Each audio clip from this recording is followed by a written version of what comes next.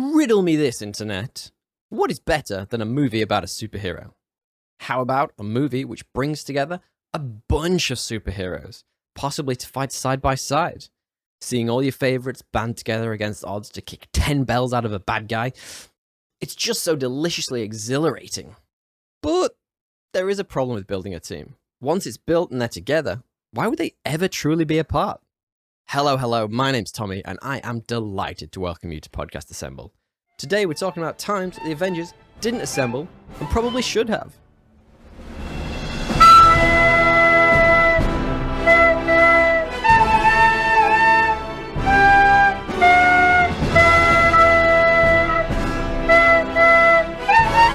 If you're new here, why not smash the like, share, and subscribe button? It helps us out a lot. Now, like you, I understand narrative escalation, and that for a superhero team up to truly have impact, it needs to be the sum of its parts. Having seen each individual hero's arc as they endeavor through their own unique transformations to learn humility, or the power of friendship, or yada yada tropes and so forth, it is something of a necessary evil. Just ask the Justice League. Oh, shit. However, at the end of the day, they still have cell phones, right? Right? I understood that reference. If you're getting into a spot of bother, calling up your mate and having them come over and help out doesn't sound like a terrible idea at all, does it? Well, why not pick up that phone? So let's talk. Here are an arbitrary number of times in the MCU that the Avengers didn't assemble and probably should have.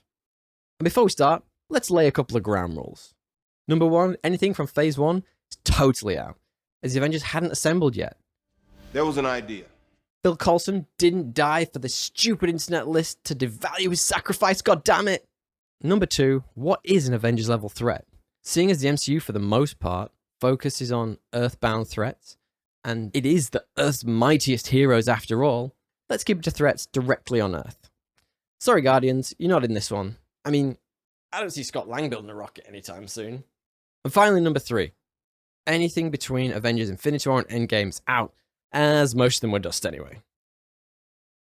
Black Widow was divisive. Coming out during the pandemic, the movie was released to an audience which had been starved of blockbuster movies for literal years. However, it had a bunch of little issues, some of which still plague the MCU even today. Black Widow bowing out in Endgame was so poignant and held such high implications for the Marvel Cinematic Universe. It almost didn't make sense to bring Natasha Romanoff back for her long overdue prequel. The movie almost felt like a Lifetime Achievement Award for being the best supporting character. Oh, and money. Yeah, money, that's it. Money's why they did it. Picking up after the events of Captain America's Civil War, Black Widow reunites Natasha with her estranged family from her hidden shady past as a Russian spy. Well, it's not really that hidden, is it? And all the while introducing a bunch of characters who'll helpfully fill her role moving forward. Together, they confront the underwhelming Taskmaster and the ultimate villain of the piece, Dreykov, in a wet fart of a picture. To be honest, I wasn't sure what was worse, Dreykov's plan or Ray Winston's accent. So what do we do now? But why did it have to just be Nat and her family? Family. Other than the obvious to introduce some new characters for post-Endgame, at this point in the timeline in the MCU, most of the heroes were still alive and kicking. Sure, they were all on the run from the government. That didn't seem to stop them, did it? Dreykov's plan in the Black Widow movie is to use the fabled Red Room program to brainwash young girls into becoming assassins, controlling them using a chemical agent called the Antidote, and ultimately using them to carry out his plans for global domination. Now, I'm not sure about you, but a League of Deadly Assassins, a flying evil lair, and a plan for global domination kinda sounds like an Avengers level threat to me. Even if it doesn't involve a big purple alien or a murderous AI. Shifting gears a little here, Spider-Man No Way Home was in itself a huge team up. It delivered some of the best fan service alongside a watertight plot. Okay, the fan service was epic, and it was altogether an enjoyable romp.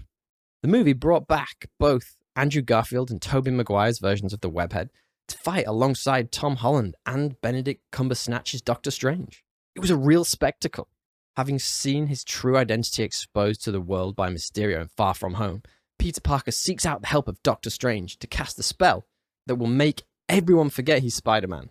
However, when the spell goes wrong and causes the multiverse to open up, Pete has all sorts of shenanigans to deal with, including villains from other Spider-Man universes. Former favourites such as Willem Dafoe's Green Goblin and Alfred Molina's Doc Ock are thrust into Peter's way, who has to decide between what is good and what is easy. With great power comes great responsibility. Still relevant cliches aside, the movie is an action romp and a ton of fun. Post-Endgame, most of the Avengers are scattered or on holiday in Hawaii or something, and with the action happening over a small span of time, the official reason seems to be that there just wasn't enough hours in the day to get the team together.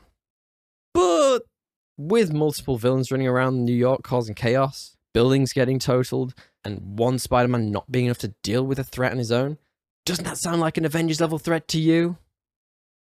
Captain America and the Winter Soldier is my favourite MCU solo movie. That's it. Thanks for coming to my TED Talk. Oh wait, this isn't a video of just me fanboying the Winter Soldier. Hang on.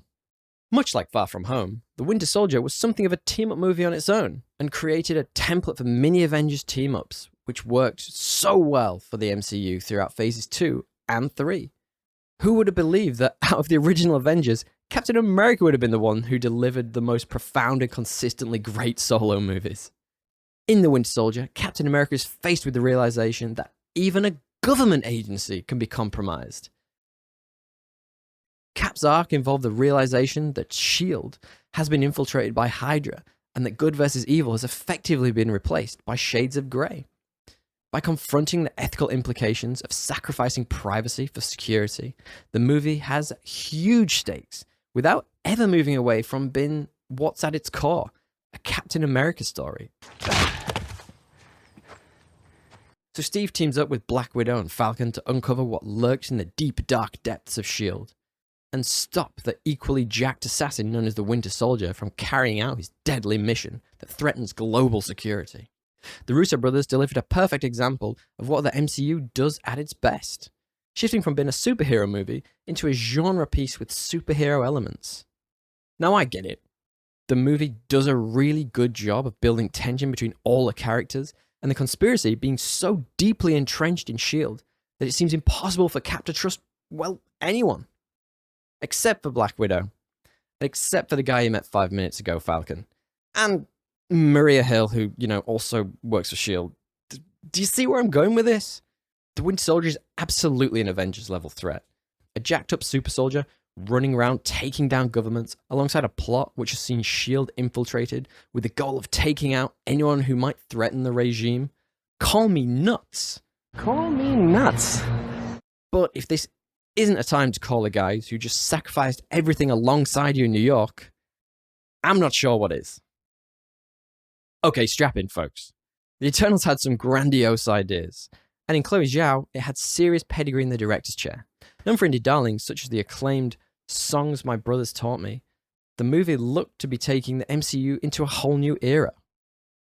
The movie brought together a team of their own, a race of immortal beings created by the omnipresent Celestials, who reunite on Earth after thousands of years apart to protect humanity from their nemesis, the Deviants. It looks set to deliver some transformational storytelling, moving the MCU into realms of auteur movie making. With a stellar cast including Angelina Jolie, Richard Madden, Gemma Chan, and a freaking buff Kamal Nanjiani, the only major transformation we saw here were the before and after pitch of Kamal getting into shape to play a superhero. I mean, woof! However, being a Marvel Cinematic Universe movie, they simply had to subvert the expectations. Along the journey, the Eternals had to confront their own complicated pasts, relationships, and ideologies, while finding out that the true villain of the piece was global warming. I mean, the overlords, the Celestials. Now, I don't want to rag on this movie too much, as at the time it came out, I had a lot of fun with it. It added a serious layer to the franchise, which I felt had been missing. And hell, it even confirmed the existence of Superman in the universe. Dad, that's Superman! I say that, however, the Deviants having powers somewhat equal to that of the Eternals, and the broader existential threat of the Celestial, cracking its way out of the Earth, do you not think someone like Nick Fury with his finger on the cosmic pulse might have noticed something going on? Would he not have seen it as a threat to all of humanity? I feel like this is ample reason to make the call. Avengers! Huh?